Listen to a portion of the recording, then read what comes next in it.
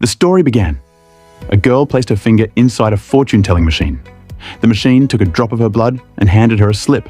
On the slip it was written, "Old age." The girl was overjoyed, believing she would live a long life. But as soon as she crossed the road, a car suddenly hit her. The driver of the car was an old man, meaning her death truly came at the hands of an old man. Next, a boy put his hand into the machine. The machine printed a slip. "Hot girl." The boy was shocked. "So, a girl will be the cause of my death." Worried, he sat alone on the beach. A girl approached and offered to apply sunscreen on him. The boy became uneasy and unhappy. Later, when he applied the sunscreen himself, his body caught fire. He jumped into the sea, but still burned to death. The girl who saw this was left in shock. Then it was another boy's turn.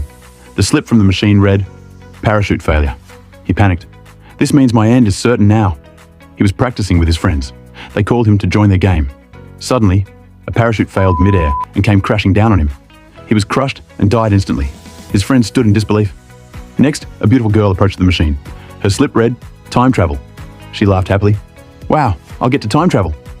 Later, at home, her sister threw an alarm clock at her face. Suddenly, the girl began to vanish. She reappeared, right in the middle of a battlefield. The soldiers were stunned to see her. Then, all of them pointed their guns at her, and she was shot dead. Finally, it was a man's turn. His slip read, "Bear." He was horrified. "Does this mean a bear will kill me?" From then on, he lived in fear.